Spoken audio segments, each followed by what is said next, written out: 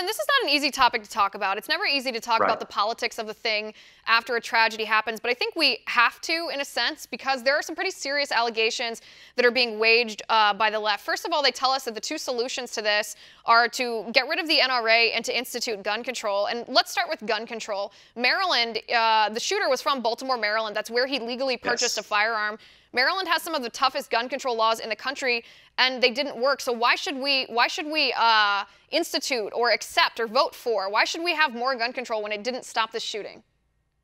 Liz, I try my very best to educate my friends on the left because they really do have a lot of misinformation and they fail to understand the actual issue at hand. Maryland has great gun control laws, and part of the problem was that this is a gun-free zone. So a lot of this goes to the security that was there in place at that venue probably failing.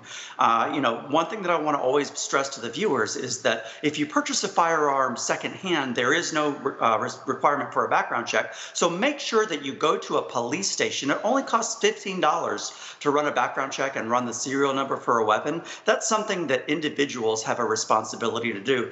But the government will not protect us. It is up to us to protect ourselves. So I am against a gun grab, and I think that is a mistake. Right, and I'm happy to hear that. I mean, all of the mass shootings that have happened in the past year, and it's such a horrible thing to have to say a sentence like that, have happened in gun-free zones, which have been instituted by liberal politicians. And I guess I'm not sure at what point liberals are going to recognize that blaming the NRA, when the shooter was not affiliated with the NRA, he wasn't a member in any way, shape, or form, blaming the NRA, blaming legal, law-abiding gun owners, and blaming the weapon itself, that's not going to solve the problem. What's going to solve the problem is empowering individuals to protect themselves, giving them the capacity to do that, and training people to act in a law-abiding way with firearms. That's what's going to protect people. The left doesn't seem to get that.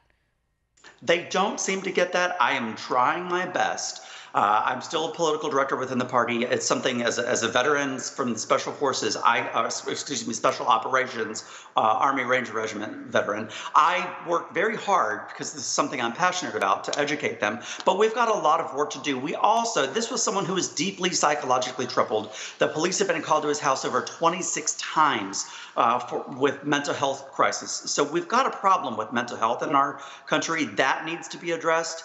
But blaming the NRA is not going to get us anywhere. Want to see more videos like this? Click on the link below and subscribe to One America News on YouTube. And call your cable provider and kindly demand that One America News is added to your lineup. Call and subscribe today.